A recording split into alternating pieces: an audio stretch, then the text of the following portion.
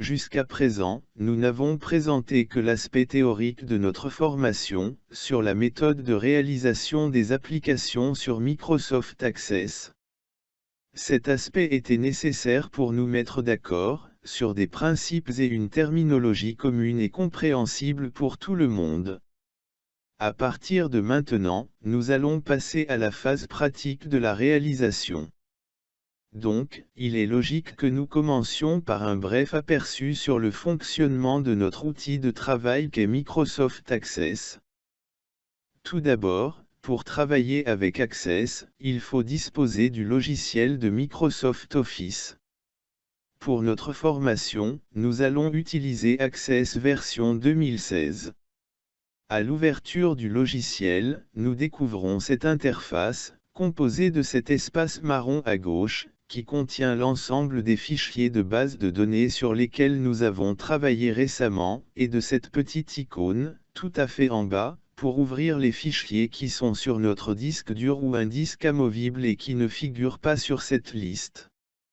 Sur l'espace blanc à droite, cette barre de recherche nous permet de rechercher des modèles de base de données sur Internet, que vous pouvez télécharger et travailler dessus. Il y a même ici, en dessous de la barre de recherche, des suggestions de recherche par thème qu'on peut choisir.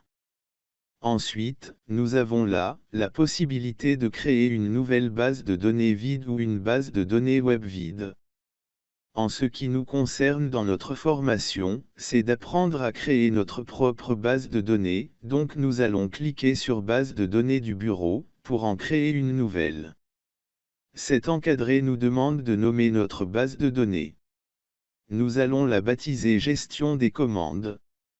Le répertoire de sauvegarde de notre fichier est par défaut notre dossier document, qu'on peut changer en cliquant sur cette icône de dossier et choisir l'emplacement qui nous convient. Ensuite, nous cliquons sur Créer et nous arrivons sur cette interface qui constitue le document de travail proprement dit. Sur cette interface, nous avons en haut, des onglets. Chaque onglet donne accès à un ruban. Chaque ruban comprend des groupes. Et chaque groupe est composé d'un ensemble d'icônes. Le principe de fonctionnement de l'interface est donc, onglet, groupe, icône. Cette structure est organisée par nature de fonctions que nous allons expliquer au fur et à mesure. À droite de l'écran, nous avons un volet de navigation. Ce volet de navigation nous permet de passer sur nos différentes tables, nos requêtes, nos formulaires ou nos états. Nous pouvons à tout moment masquer notre volet de navigation s'il nous gêne, à l'aide de ce bouton et le faire réapparaître. Par le biais de ce bouton, nous avons aussi la possibilité d'organiser ce volet de navigation en changeant la forme de groupe et de présentation de ces éléments. Nous pouvons aussi faire disparaître ce ruban à l'aide de cette flèche. Nous trouvons ici en haut à gauche, la barre des commandes d'accès rapide, qu'on peut programmer à volonté. Ainsi nous pouvons mettre dans cette barre toutes les commandes que nous utilisons fréquemment, pour nous éviter à chaque fois d'aller d'un onglet à l'autre, et d'un groupe à l'autre. Enfin, nous avons l'onglet Fichier, qui nous donne accès à cet écran de gestion du fichier, comme le protéger par un mot de passe, créer un nouveau fichier, ouvrir un fichier existant ou paramétrer le fichier.